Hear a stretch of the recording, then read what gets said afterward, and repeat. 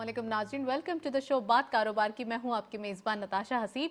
नाज़रीन, आज के दिन हमने देखा कुछ एंटिसिपेशन थी गवर्नमेंट के जानिब से, जब बजट को डेफर्ड किया गया तो वहां पे जो इन्वेस्टर्स थे मार्केट के अंदर खासकर, वो काफ़ी हद तक कैश पे सिट करते हुए दिखाई दिए। यानी कि उन्होंने अपना जो कैश बुक करना और एक हम कह सकते हैं कि एंटिसिपेशन करना कि अभी मार्केट के अंदर कुछ और चीज़ें चेंज हो सकती हैं, तो वो काफ़ी हद तक जो है वो कॉशियस नजर आए। और दिस इज़ द रीज़न आज के दिन मार्केट के अंदर एक फ्लैट नोट देखा गया, कंप्लीटली रेंज बाउंड और कंप्लीटली हम कह सकते हैं कि एक्टिविटी लो मोड पे नजर आई। दिस इज द रीजन आज के दिन ही मार्केट के अंदर 44,000 का लेवल जो कल के दिन था वही लेवल्स स्ट्रांग नजर आते हैं और वही लेवल्स स्ट्रेट जो है वो काफी हद तक क्लोजर के टाइम पे भी नजर आए। और आज के दिन ही मार्केट के अंदर जो एक्टिविटी है वो कल के लिए काफी हद तक पॉज या स्टक सिचुएशन हम कह सकते हैं। फर्स्ट सेगमेंट की तरफ चलते हैं।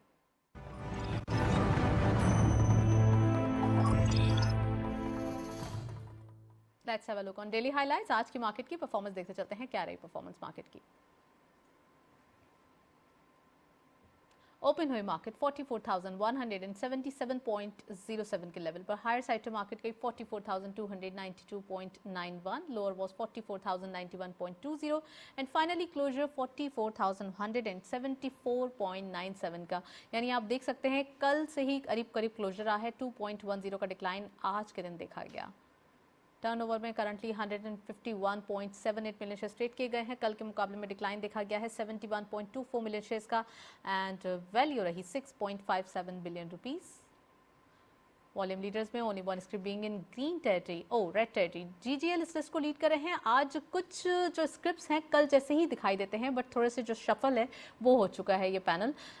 जीजीएल इस लिस्ट को लीड कर रहे हैं 0.40 का डिक्लाइन, 24.59 पे closure, 14.21 million shares traded. Unity Food second स्कॉट पे 0.72 का इजाफा देखा गया। 27.15 पे क्लोजर रहा, 9.10 million shares traded and lastly TRG park 1.29 का गेन अगेन देखा गया।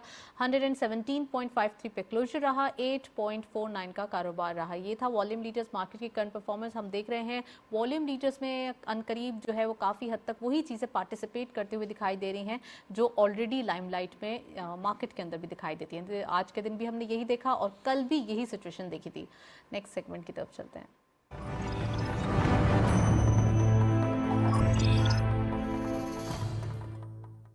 टॉपिक ऑफ द डे में आज हम बात करने वाले हैं एफबीआर टैक्सेशन सिस्टम के हवाले से। पीओएस यानी कि पॉइंट ऑफ जो एक दिखाई दे रहा है चेंज, ये चीज़ें कितनी ज़्यादा अप कंट्रोल होती हुई दिखाई दे रही हैं, इम्प्लीमेंट कहाँ होते हुए दिखाई दे रहा है, तो ये तमाम चीज़ें आज के दिन हम डिस्कस करेंगे। और इसके साथ इस्लामिक बैंकिंग के हवाले से हम बात करेंगे। बैंकिंग सेक्टर पर बात करने के अलावा इस्लामिक बैंक इटसेल्फ एक अलग ही सेक्टर दिखाई देता है। इसमें काफ़ी काम हो रहा है पूरी दुनिया से, खासकर मुसलमान जो है वो इसमें ज़्यादा तवज्जो दे रहे हैं, इस पे ज़्यादा जो है वो ख्याल कर रहे हैं कि इस्लामिक विंडो हर बैंक के अंदर ओपन होनी चाहिए और चीज़ें जो है वो इसी के थ्रू होनी चाहिए फतवे के साथ। तो ये आज हम डिटेल डिस्कशन करने वाले हैं। We have guest in the studio, उनको खुशामदीद कहते हैं प्रोग्राम में। ज़ीशान मर्चेंट साहब हमारे साथ मौजूद हैं। आप टैक्स एक्सपर्ट हैं, इकोनॉमिस्ट भी हैं। अस्सलाम वालेकुम ज़ीशान साहब, welcome to the show. Thank you very much. और हमारे साथ मौजूद हैं अशरफ गौरी साहब, आप इकोनॉमिस्ट हैं। अस्सलाम वालेकुम अशरफ साहब, welcome to the show. Zeeshan साहब, प्रोग्राम का बाकायदा आगाज़ करेंगे। सबसे पहले ये बताइए, टैक्सेशन सिस्टम के हवाले से बात हो रही है और प्रोग्राम के दो टॉपिक्स हैं तो मैं पहले जो है वो एक एक करके डिस्कस करूँगी। एफबीआर में टैक्सेशन सिस्टम आसानी भी दिखाई देती है, कुछ जगह थोड़ा सा अग्रेशन भी दिखाई देता है, लोग कुछ छुपाते भी हैं, थोड़ा बहुत दिखाते भी हैं। तो एक्चुअली ये माजरा आजकल क्या चल रहा है? बिस्मिल्लाहिर्रहमानिर्रहीम। देखें, इस वक्त जो सबसे बड़ा जो सब्जेक्ट है गवर्नमेंट ऑफ पाकिस्तान का, वो रेवेन्यू कलेक्शन के ऊपर फोकस है कि रेवेन्यू किस तरह से ज़्यादा कलेक्ट किया जाए ताकि बजट डेफिसिट जो है उसे कम किया जा सके। और रेवेन्यू कलेक्शन के दो तरीके होते हैं, एक टैक्सेशन मेजर्स और एक नॉन टैक्सेशन मेजर्स। हम बात कर रहे हैं टैक्सेशन मेजर्स की, चूँकि इस वक्त गवर्नमेंट ऑफ पाकिस्तान का इस साल का जो टैक्स टारगेट है हम सब जानते हैं कि 5.8 ट्रिलियन का है। तो जो टैक्स टारगेट जो अभी तक सेट किया हुआ है गवर्नमेंट ऑफ पाकिस्तान ने, उसको मंथ ऑन मंथ बेसिस पे ना सिर्फ एफबीआर अचीव करता आया है बल्कि उसमें खासा इंक्रीज है। यानी मंथ ऑन मंथ बेसिस अगर आप अक्टूबर तक की बात करें तो 37% इंक्रीज है जो मंथ का टारगेट था उससे। इसका मतलब ये है कि all is green in FBR और एफबीआर अपने टारगेट्स को अचीव कर रहा है। तो ये इस बात की गमाजी करता है कि जब ये फाइनेंशियल ईयर जब कंप्लीट होने की तरफ होगा तो जो 5.8 ट्रिलियन का टारगेट है और जिसको बातें हम सुनते हैं कि आईएमएफ ने रिवाइज टारगेट दिया 6.3 ट्रिलियन का, तो वो अचीव हो जाएगा, क्योंकि जिस तेजी से के साथ जो एफबीआर अपनी रेवेन्यू की अप्रोच को और टैक्स बेस को बढ़ाने की कोशिश कर रहा है, Right. तो उससे नज़र ऐसा आता है कि एफबीआर इसको कलेक्ट करने में कामयाब हो जाएगा।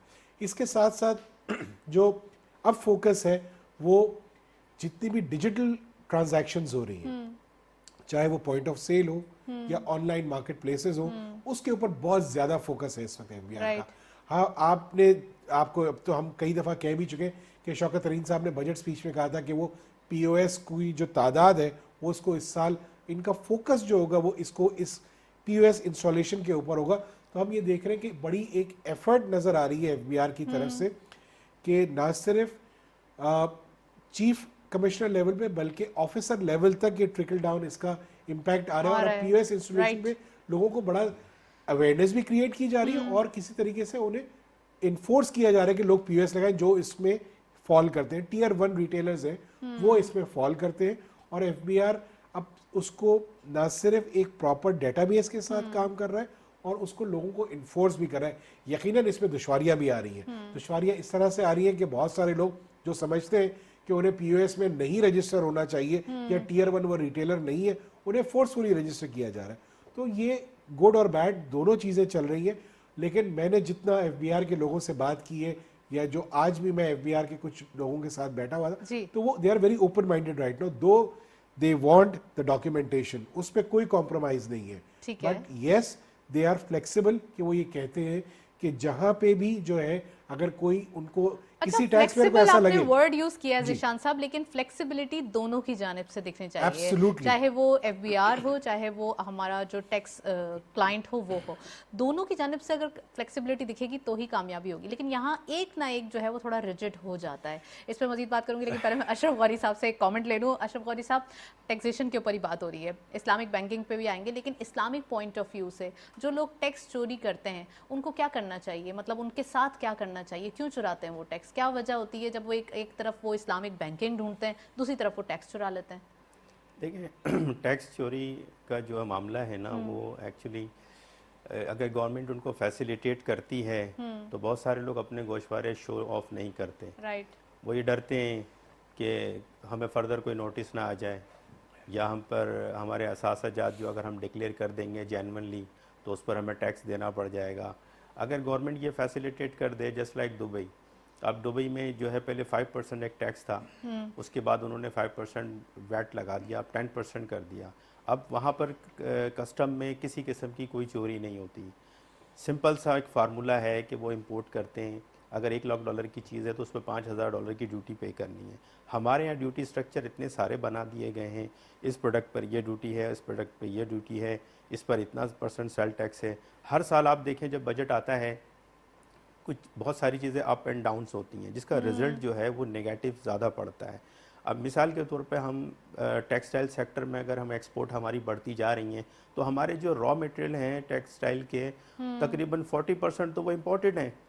तो अब हमारी एक्सपोर्ट्स का क्या बेनिफिट होगा, जबकि हम जो ड्यूटी कलेक्ट करते हैं वो पाक रुपीज़ में करते हैं और एक्सपोर्ट हम करते हैं डॉलर में करते हैं। तो हमें तो फोकस ये करना चाहिए कि हमें इसको एक्सपोर्ट ओरिएंटेड बनाना है चीज़ों को। या तो हमारा R&D सेक्टर इतना स्ट्रॉन्ग हो चाइना की तरह कि हम वो प्रोडक्ट खुद ही यहाँ पे मैन्युफैक्चरिंग करें, हमें बाहर से मंगाने की ज़रूरत ना हो। लेकिन मजबूरन हमें 40% रॉ मटेरियल हमें एक्सपोर्ट के लिए बाहर से मंगाने पड़ते हैं। उसमें क्या होता है, नॉर्मली मैं कमर्शियल सेक्टर की बात कर रहा हूँ, कुछ मल्टीनेशनल है, बहुत सारे ऐसे लोग हैं जो टैक्स को जो है वो कहते हैं कि जी हमें यहाँ से कॉस्ट कवर करनी है। ठीक है ना, ये कल्चर है हमारे यहाँ। इसको ख़त्म करने के लिए एक ऐसा फार्मूला बनाया जाए सिंपल, 10%, 20%, 30% या 5%। मैंने एग्जांपल आपको बराबर वाले कंट्री UAE के दिए हैं, तो वहाँ एक जनरली सारे काम होते हैं कि हमें जो है 10% से ऊपर नहीं जाना चाहिए। उससे क्या होगा, उससे ये होगा हमारी एक्सपोर्ट बढ़ेगी। जब हमारी एक्सपोर्ट बढ़ेगी तो हमारे पास जो करंट अकाउंट है वो खत्म हो जाएगा, डॉलर आएंगे बाहर से। Point taken. अशरफ साहब ने ये पॉइंट आउट किया है कि एक जैसी ड्यूटी कर दी जाए। ज़ीशान साहब, टैक्स एक जैसा कर दिया जाए, डायरेक्ट टैक्स, इनडायरेक्ट टैक्स। वहीं पे फिर वो हमारी एक डिबेट स्टार्ट हो जाती है कि अब डायरेक्ट टैक्स की बात हो रही है। अगर कुछ ऐसे सेक्टर हैं जो एक्सपोर्ट ओरिएंटेड हैं, कुछ ऐसे सेक्टर्स हैं जो कि उनके रॉ मटेरियल्स बहुत ज़्यादा जो है वो उनकी इश्यूज़ आते हैं, اور پھر کچھ ایسے سیکٹر ہیں جن کو سبسٹائز کرنے کی ضرورت ہے, جن کو ایگزیجریٹ کرنے کی ضرورت ہے اور موٹیویٹ کرنے کی ضرورت ہے. تو یہ جو اتنی ساری ہمارے پاس ایک مس کنسیپشن یا ہم کہیں گے ہینڈلنگ ہو رہی ہے, اس کو ایک جیسا کیسے کیا جائے؟ یہ تو بڑا مشکل ہو جائے گا. دیکھیں پرنسپلی میں ان کی بات سے ایگری کرتا ہوں, اشرف صاحب کی بات سے, کہ سمپل ٹیکسیشن سسٹم ہونا چاہیے, لیکن دنیا میں کہیں سمپل ٹیکسیشن سسٹم نہیں ہے. سمپل ٹیکسیشن سسٹم اس لیے نہیں ہے کہ آپ جو آپ کے ڈائنامکس ہوتے ہیں کنٹری کے, اس کے حساب سے ٹیکسیشن کرتے ہیں. ہمارا الٹیمیٹلی جو ہمارا جو پرابلم اس وقت یہ ہے, ایک تو ٹیکس اویئرنیس نہیں ہے ہمارے پاس, ہم ٹیکس کو ایز اے سبجیکٹ پڑھتے نہیں ہیں, ہمیں پتہ ہی نہیں کہ ٹیکس ہمیں دینا ہے. ہمیں تو ٹیکس چوری کرنا سکھایا جاتا ہے کہ یار یہاں سے یہ کر لو یہ بچ جائے گا, یہ کر لو یہ بچ جائے گا, چونکہ ہم فارمل ڈاکیومنٹڈ سیکٹر میں نہیں رہے نا کبھی بھی. آپ یہ دیکھیے دیر ور ٹائمز وین ایک پیج کا سنگل پیج کا ریٹرن ہوتا تھا کہ آپ انکم بھریں ٹیکس دے دیں, کوئی سیل کوئی ایکسپینسز دینے کی ضرورت نہیں ہے. تو ہم نے تو لوگوں کو ایجوکیٹ کیا ہے کہ آپ کم انفارمیشن دیں. اب دنیا چونکہ چینج ہوتی چلی جا رہی ہے, ہم پہ ریسٹرکشنز لگتی جا رہی ہیں, اور دنیا سمجھیں فیٹیف کے بعد جو ہے بہت ساری دنیا چینج ہو گئی ہے. اب ہمیں ڈاکیومنٹس مینٹین کرنے پڑیں گے, چونکہ ہم پہ بہت ساری جگہوں پہ یہ لوگ پوائنٹ آؤٹ کرتے ہیں کہ ٹیرر فائنینسنگ میں پیسہ یوز ہوتا ہے, کیونکہ اگر وہ انڈکلیئرڈ ہے تو اس کا استعمال کہیں بھی ہو سکتا ہے. اگر وہ ڈاکیومنٹڈ پیسہ ہوگا تو وہ ایک چینلائز وے میں جائے گا.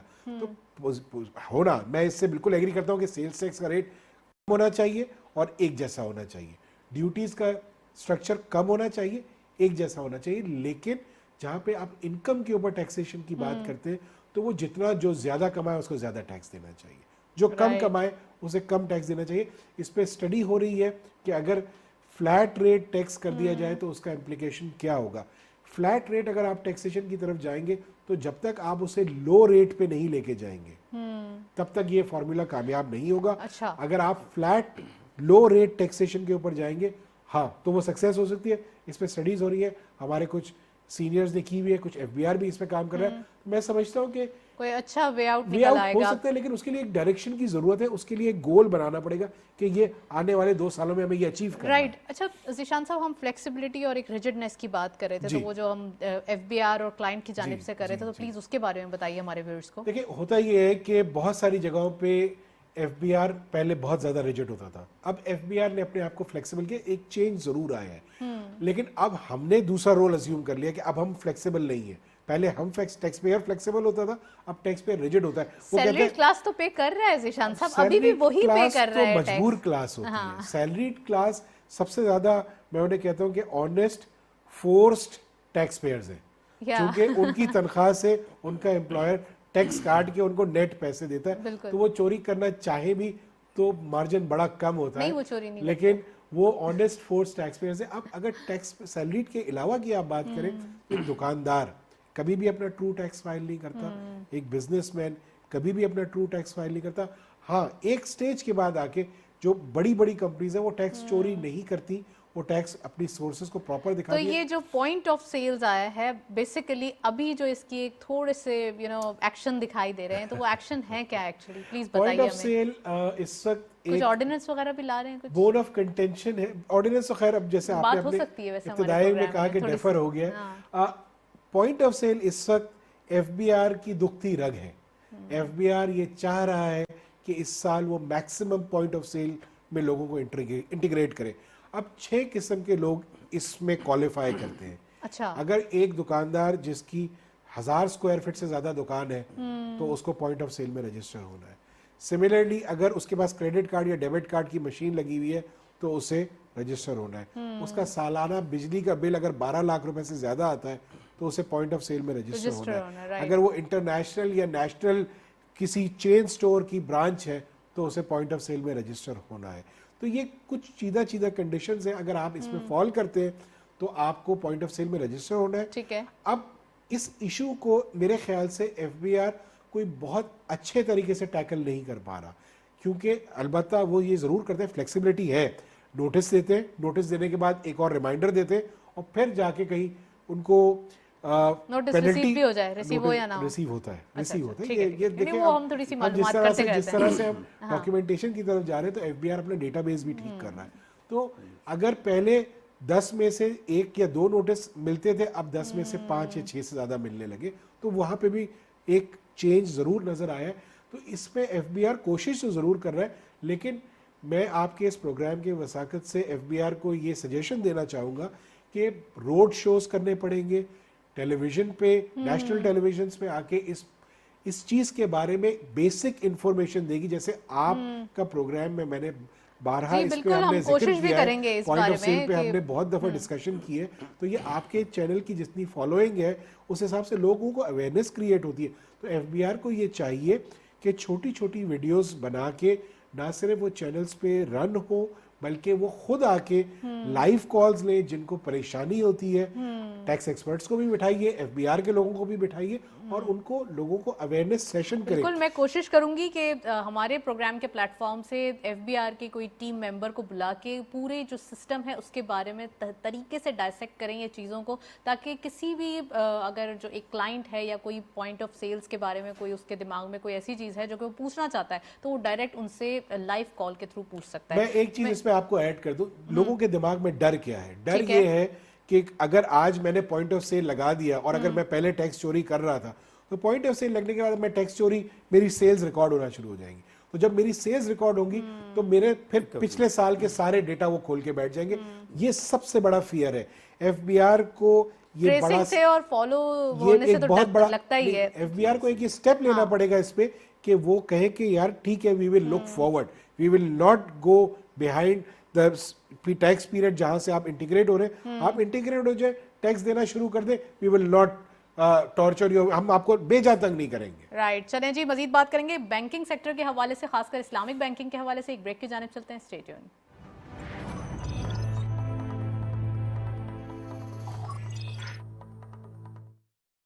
KASB K ट्रेड लाया इन्वेस्टमेंट की सहूलत तमाम पाकिस्तानियों के लिए। अब पाकिस्तान स्टॉक मार्केट में आप पाकिस्तान की टॉप कंपनीज के हिस्सेदार बन सकते हैं, वो भी निहायत ही आसान तरीके से। बस K ट्रेड ऐप डाउनलोड करें और पाएं रिसर्च पोर्टल तक रसाई, सबसे कम चार्जेस और घर बैठे पाएं बेहतरीन सरमायाकारी का मौका, कहीं भी कभी भी। KASB K ट्रेड, अब इन्वेस्टमेंट करे हर कोई।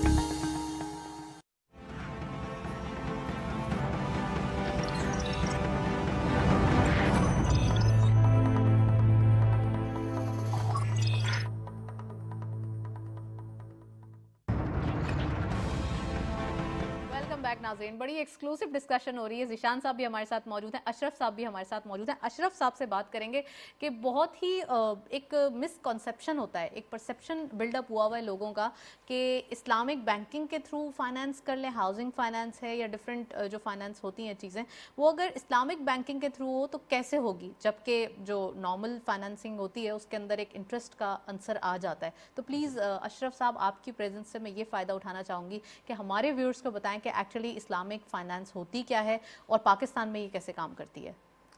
देखें, सबसे बुनियादी बात ये समझने की ज़रूरत है, हमारे यहाँ एक कॉन्सेप्ट बना हुआ है कि चाहे कन्वेंशनल बैंकिंग से काम किया जाए या इस्लामिक फाइनेंस ली जाए, दोनों बात एक ही है। हरगिज़ ऐसा नहीं है। देखें, इस्लामिक बैंकिंग सेक्टर में आपको डायरेक्ट कैश नहीं दिया जाता, कोई लोन नहीं दिया जाता, वहाँ पर आपको प्रोडक्ट दी जाती है, ठीक है, जिसे हम कहते हैं एसेट बेस्ड फाइनेंसिंग। और जबकि कन्वेंशनल सिस्टम में आपको लोन दे दिया जाता है, लैंडिंग की जाती है, उस पर मार्कअप चार्ज करके आपका कोई एक टेन्योर तय कर लिया जाता है, 5 साल 10 साल, ठीक है ना, उस पर वो सूद लिया जाता है।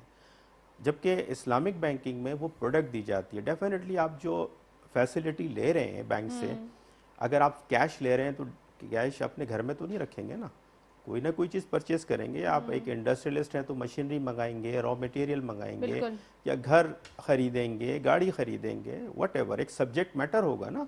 तो इस्लामिक बैंकिंग इटसेल्फ वो आपको आपकी नीड प्रोवाइड करता है, और अगर आपकी ज़रूरत के ऊपर वो चार्ज कर रहा है तो वो कोई फ्री ऑफ कॉस्ट तो नहीं बैठा हुआ।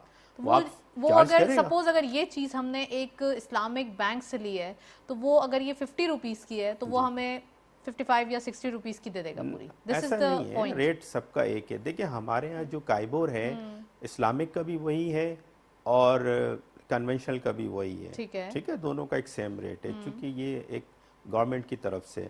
अब चूंकि इस्लामिक फाइनेंस जो है बैंकिंग इधर इस मुल्क में 20% है, ایک والیوم جو بڑا ہے وہ کنونشنل سسٹم کا ہے, سودی سسٹم کا ہے, تو ہمیں جو بینچ مارک ہے وہی اٹھانا پڑے گا.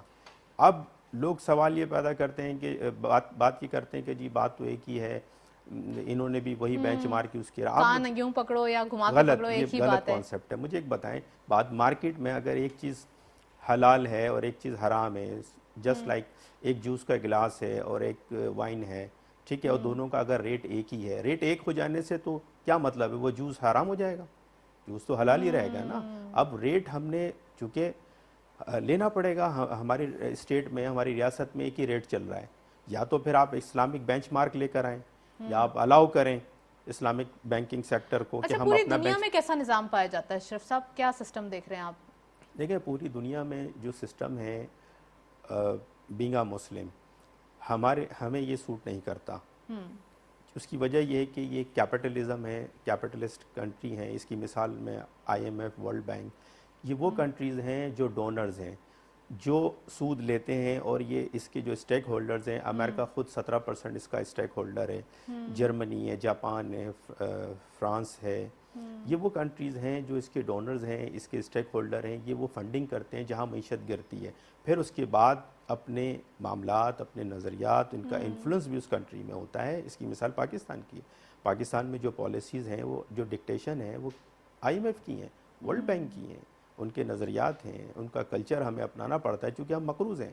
تو ہمیں اس سسٹم سے باہر آنا ہوگا, اور جب تک ہم باہر نہیں آئیں گے, ہم کبھی بھی کسی صورت میں ہماری معاشی صورتحال بہتر نہیں ہو سکتی. تو اسلامک بینکنگ کے کیا ایسنشلز ہیں, مطلب اس کے اندر جو ضروری کوئی ٹرانسفارمیشن کرنے کی ضرورت ہے, تو وہ کیا ایسنشلز ہیں جو آپ سمجھتے ہیں کہ اس میں ضروری ہے یہاں پاکستان میں؟ دیکھیں, اس میں اسلامک موڈ آف فائنینس کو میں یہ کہنا چاہتا ہوں کہ صرف بینکنگ سیکٹر میں نہیں, بلکہ ایک اسلامک فائنینشیل منسٹری ہونی چاہیے جو ایسٹ بیسڈ فائنینس کرے. اگر ہم IMF سے ورلڈ اسٹاف لیول پہ جو کمیونیکیشن کرتے ہیں, جو فنڈ لیتے ہیں, وہ فنڈ ہم ایلوکیٹ کریں اور ان سے ڈائریکٹ انویسٹمنٹ کرائیں, پروجیکٹ فائنینسنگ کریں. یہ وہ پروجیکٹ ہوں گے جس میں IMF, world bank, Asian development bank یا پیرس کلب یہ ڈائریکٹ پارٹنر ہوں گے. جب یہ پارٹنر ہوں گے اس کنٹری کے اندر, اپنے پروجیکٹ کو چیک اینڈ بیلنس یہ خود کریں گے, اور ایک اوریجنل اماؤنٹ کے ساتھ ان کا جو پروفٹ ریشو ہوگا, ایک ٹائم آئے گا, لیٹ سپوز 20 ایئرس 10 ایئرس کی فائنینسنگ کریں گے, اس کے بعد یہ اپنے پروفٹ لے کے باہر چلے جائیں گے. آپ کے اوپر انٹرسٹ کا بوجھ نہیں ہوگا, سود کا بوجھ نہیں پڑے گا. یہ بوجھ جو عوام پہ ڈیوائڈ کیا جاتا ہے, جو 50,000 ارب روپے کی شکل میں 30,000 سے 50 تک پہنچ گیا ہے, اور ہماری کیلکولیشن کے مطابق ایک ایک بچہ جو ہے 18-20 ہزار روپے کا مقروض ہے, ایک اپروکسیمیٹ. تو یہ آپ آگے بڑھتا جا رہا ہے مزید. اب ہمیں اس کو روکنے کی ضرورت ہے, اس سسٹم سے باہر آنے کی ضرورت ہے. اگر آپ ایسٹ بیسڈ فائنینسنگ یا انڈر لائن ایسٹ فائنینسنگ کریں گے تو آپ کا GDP آٹومیٹکلی اپ سائڈ پر آ جائے گا, بوم کر جائے گا. ریزن کیا ہے؟ کیونکہ ایسٹ بیسڈ فائنینسنگ وہ ہے جو ایکٹیویٹی جنریٹ کرتی ہے, انڈسٹری چلتی ہے, ان امپلائمنٹ ختم ہوتا ہے. جب ان امپلائمنٹ ختم ہوگا تو لا اینڈ آرڈر کی سچویشن خود بخود ٹھیک ہو جائے گی. رائٹ, یہ ساری چیزوں کو سمجھنے کی ضرورت ہے, بالکل اس کو انڈرسٹینڈ کرنے کی ضرورت ہے. ذیشان صاحب, پوائنٹ آف سیلز کی بات ہو رہی ہے, اگین ہم وہیں پہ آ جائیں گے, اور آرڈیننس کی بات جو ہے وہ ذیشان صاحب نے ابھی تک بتائی نہیں ہے, تو میں چاہوں گی کہ وہ کلیریفائی کریں کہ ابھی کیا کچھ جو فلیکسیبلٹی کی بات کر رہے تھے, اب کچھ کیا اسٹرکٹنس ہونے والی ہے, یا پھر کوئی نہ کوئی طریقہ کار تو ہوگا, کیونکہ پوائنٹ آف سیلز پہ سب کو لانا ہے اور ٹیکس سب کو دینا ہے, اور ڈاکیومنٹڈ اکانومی ہونی چاہیے. یہ اب پاکستان کے لیے ایک نیسیسری ہے. دیکھیں میں آپ کو بتاؤں, اس وقت ہو یہ رہا ہے کہ ابھی ہم کچھ دنوں سے سن رہے تھے کہ ایک آرڈیننس آ رہا ہے, اور اس کے تحت جو ہے تقریباً کوئی 350 سے 400 بلین ایڈیشنل ریونیو کلیکٹ کرنا ہے. اور آج صبح سے خبر یہ چل رہی ہے کہ اس کو ڈیفر کر دیا گیا. تو ابھی فار دا ٹائم بینگ تو وہ آرڈیننس نہیں آئے گا. اب اس یہ نہ لوگوں کی جو اینٹیسپیشن تھی, وہ اینٹیسپیشن یہی تھی کہ جیسے ہی یہ آرڈیننس آئے گا تو ایک دم سے جو ہے پرائسز انفلیٹ کر جائیں گی. پرائسز انفلیٹ کریں گی تو آپ کا انفلیشن بہت بڑھ جائے گا. تو وہ اب آرڈیننس نہ آنے سے فی الحال وہ میرے خیال سے ایک بریدر ملے گا. نہ صرف ایک عام آدمی کو بریدر ملے گا, بلکہ وہ انڈسٹریز بھی جو, یا وہ سیکٹرز بھی جو جن کی ایگزیمپشنز کو ختم کرنے کی بات ہو رہی تھی, ان کے لیے اگر ایسی خبر, یہ خبر اگر ٹھیک ہے کہ ڈیفر ہو گیا ہے فار دا ٹائم بینگ, تو اس سے کم از کم تھوڑا سا بریدر ضرور ملے گا. اب اگر اس کے اوپر کوئی سرٹنٹی سے کوئی بات آ جاتی ہے کہ جی یہ آج دسمبر میں نہیں مارچ میں لگا دیں گے, مارچ میں لے آئیں گے, मार्च में नहीं फरवरी में लाएंगे तो चीजें सर्टेन होती चली जाएंगी। जब तक इतना चीजों लेट तो नहीं होगा जीशान साहब अभी तो, वो क्योंकि जो भी है, IMF की अब कंडीशन भी है, लेकिन आज के लिए फिलहाल हमारे फिलहाल पास आज के लिए डेफर हो गया। तो वही बात जो आपने की, जो स्टॉक मार्केट में भी आज रिफ्लेक्ट की कि अनसर्टेनिटी है। अनसर्टेनिटी जब तक रहेगी तब तक चीजें सेटल होना शुरू नहीं होंगी, और जब सेटल नहीं कैबिनेट होगी मीटिंग में तो पेश होगा कंफ्यूज ये, रहेंगे लोग, राइट। कंफ्यूज रहेंगे, और उसका इम्पैक्ट यही होगा कि आपकी इकोनॉमिक एक्टिविटी सफर करेगी। तो हमें इस वक्त करने वो स्टेप्स हैं कि जिससे आपकी ना सिर्फ इकोनॉमिक एक्टिविटी चलती रहे, बल्कि आपको, हम पॉइंट ऑफ सेल की बात भी करते हैं, लेकिन हमें इंपोर्ट सब्स्टिट्यूशन की तरफ जाना है।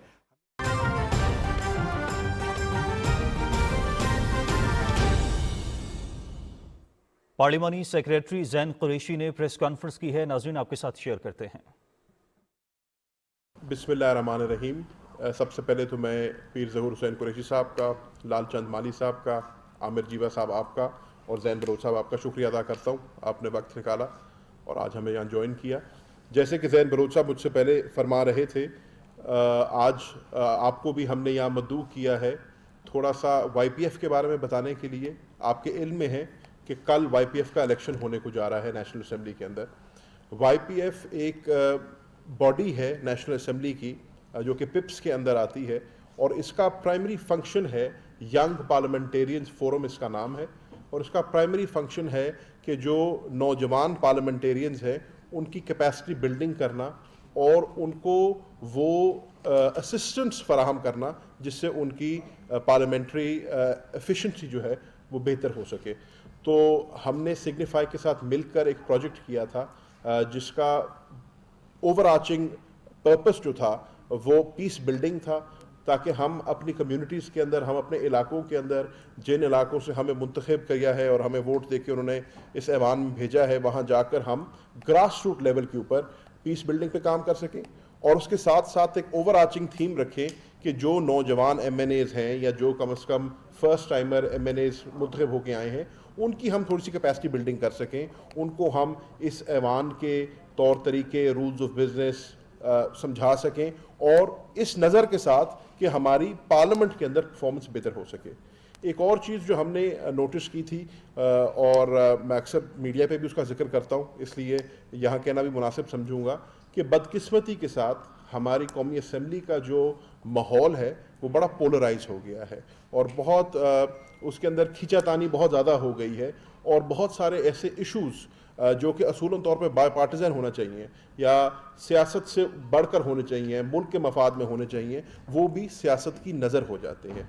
तो हमारा समझना ये था कि जितने नौजवान मेंबर्स हैं वो पाकिस्तान पीपल्स पार्टी से हों, पाकिस्तान मुस्लिम लीग से हों, तहरीक इंसाफ से हो, या किसी भी जमात से हों। आज आमिर जीवा साहब हमारे साथ बैठे हैं, पीपल्स पार्टी की नुमाइंदगी कर रहे हैं। रुमीना बीबी ने हमारे साथ नुमाइंदगी करनी थी मुस्लिम लीग नून की, लेकिन उन्होंने पार्टी मीटिंग बुला ली है सेशन से पहले, तो इसलिए वो नहीं आ सकी। तमाम पार्टीज़ को मकसद था यहाँ पे इकट्ठा करने का कि जो यंग MNAs हैं हमारे, उनको हम एक बाय पार्टिजन फोरम फराहम करें जिसके ऊपर हम सब इकट्ठे होकर मुल्क की खातिर, कौम की खातिर और नेशनल इंटरेस्ट के अंदर काम कर सकें। तो ये एक ओवरआर्चिंग थीम है YPF की, इसके अंदर हम इकट्ठे हुए हैं।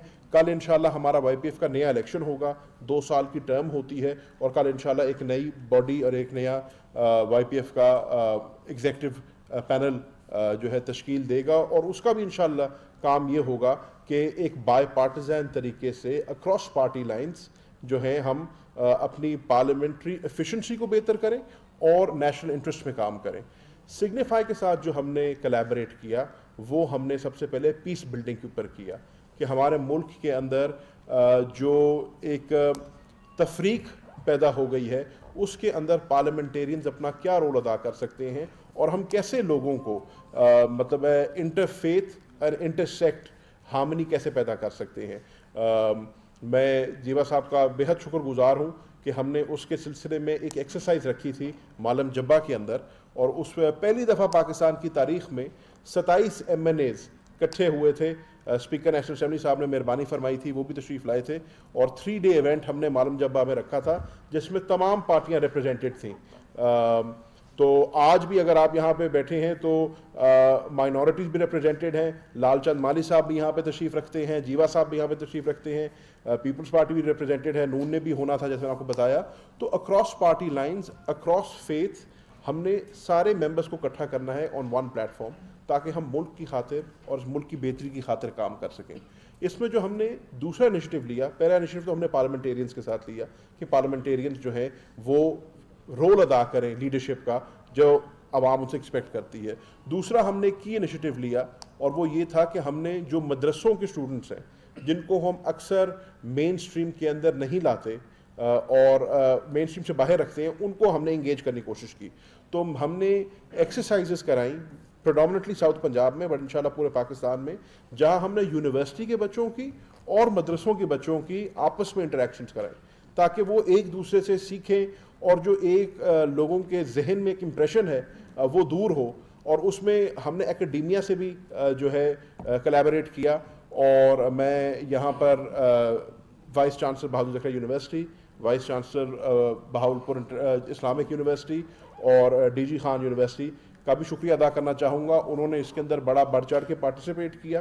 ہم نے پھر اس کے بعد ایک کراچی میں ایونٹ رکھا گورنر ہاؤس میں, جہاں پہ ہم نے بلوچستان اور سندھ کے ایم پی ایز اور ایم این ایز کی انٹریکشن کرائی. اور اسی طریقے سے ایک ہم نے ایونٹ رکھا گورنر ہاؤس لاہور میں, جہاں ہم نے کے پی کے اور پنجاب کے ایم پی ایز اور ایم این ایز کی انٹریکشن کرائی. اور اس سب کا بیسک مقصد یہ تھا کہ ان اکیڈیمیا, سیاستدان اور جو ہمارے یوتھ ہے پاکستان کی, ان کو ہم ایک ایسا پلیٹ فارم فراہم کر سکیں کہ وہ اکٹھے ہو کر جو ہے کام کر سکیں, پیس بلڈنگ کے اوپر کام کر سکیں, کیپیسٹی انہانسمنٹ کے اوپر کام کر سکیں اور انٹرفیتھ ہارمنی کے اوپر کام کر سکیں. تو میں زیادہ لمبی بات نہیں کروں گا کیونکہ جیسے انہوں نے بتایا 4 بجے سیشن ہے, بٹ میں پیر ظہور قریشی صاحب سے کہوں گا, لال مالی صاحب سے کہوں گا اور عامر جیوا صاحب سے کہوں گا کہ اپنے خیالات کا اظہار کریں. میں آخر میں میڈیا کا بے حد شکر گزار ہوں کہ آپ نے بھی بڑے شارٹ نوٹس کے اوپر مہربانی فرمائی ہے اور یہاں پر تشریف لائیں. تھینک یو جی. کل وائی پی اے کے انتخابات ہونے جا رہے ہیں. ینگ پارلیمنٹیرینز ایسوسی ایشن کے ذریعے نئے ینگ پارلیمنٹیرینز کی تربیت ہوگی. قومی اسمبلی کے ماحول کو مزید بہتر بنانے کی ضرورت ہے. اور یہ تھی پی ٹی پی تازہ ترین.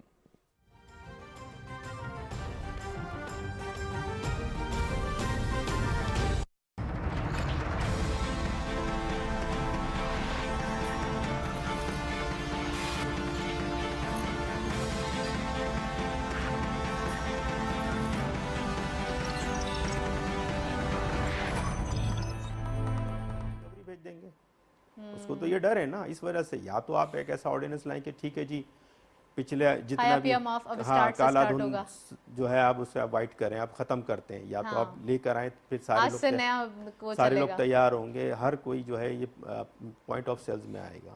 ٹھیک ہے, یہ تو بات ہو گئی یہاں جو میں نے ایڈ کیا. اب بعد میں اس کا جواب دے رہا ہوں. بینکنگ کی بات کریں گے, لیکن ابھی ہم چلتے ہیں نیکسٹ سیگمنٹ کی طرف, commodities.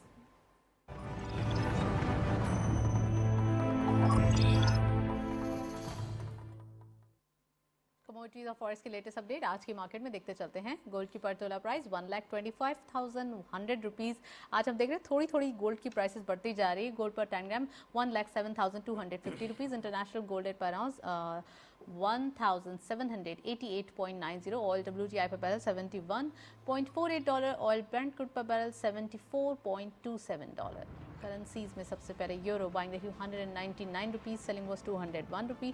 You K pound buying رہی 234.50, selling was 237 rupees. US dollar buying رہی 178.60, selling was 180.40. Chinese yuan buying رہی 23.50, selling was 23.90. Saudi riyal buying at 46.95, selling was 47.40. UAE dirham buying at 49 rupees, selling was 49.50. Kuwait دینار buying رہی $481.80, 484.30 پر selling رہی. And lastly عمانی Real buying رہی 392.75, selling was 394.78. یہ تھا forex اور commodities کا latest update. ایک بریک کی جانب چلتے ہیں, اسٹے ٹیون.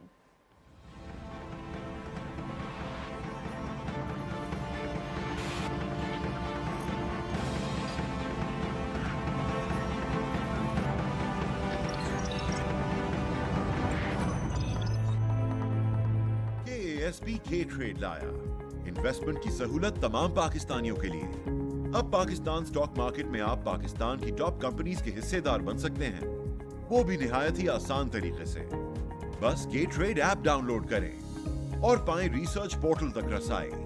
سب سے کم چارجز اور گھر بیٹھے پائیں बेहतरीन सरमायाकारी का मौका कहीं भी कभी भी। KASB K ट्रेड, अब इन्वेस्टमेंट करे हर कोई।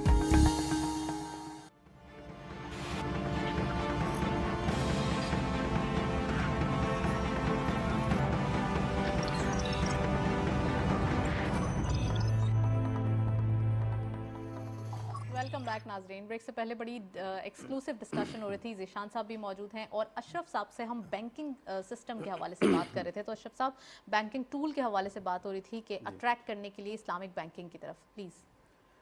देखिए, अट्रैक्शन की मैं समझता हूँ एज ए मुस्लिम वर्ल्ड, एक मुस्लिम कंट्री है, अल्लाह ताला ने वाज़ेह तौर पे फरमा दिया कि अल्लाह पाक तिजारत को हलाल और सूद को हराम और उसको बेबरकत करता है। हमारी इंडस्ट्री में ऐसे बहुत सारे इंडस्ट्रियलिस्ट हैं जो 10-10 अरब रुपए की इंडस्ट्री तो लेके बैठे हैं, लेकिन उनका सबसे बड़ा जो मसला है वो कैश फ्लो का है। ठीक है। उनके पास कैश फ्लो नहीं होता, इंपोर्ट्स आती हैं तो जहाज़ लगे हुए हैं, पेमेंट नहीं कर पा रहे, सैलरीज नहीं दे पा रहे, यूटिलिटीज़ हैं वो नहीं कर पा रहे, लेकिन एट द एंड उनका रिज़ल्ट ये होता है जब वो ऑब्ज़र्व करते हैं और स्टडी करते हैं कि बैंकों को सूद देना है, इस बैंक से भी मॉर्गेज कराया हुआ है, कहीं ना कहीं जाके नुकसान ज़रूर होता है। ऑफ कोर्स मॉर्गेज किया हुआ है, फैक्ट्री मॉर्गेज की हुई है, इवन ये कि बहुत से ऐसे हैं जिन्होंने घर भी मॉर्गेज किए हुए हैं। ओके। तो रिजल्ट क्या होता है सूदी बैंकिंग का, वो बिल्कुल खाली होते हैं और हैंड टू माउथ होके ज़ीरो पर आ जाते हैं। जबकि इसकी अगेंस्ट मैं ये बात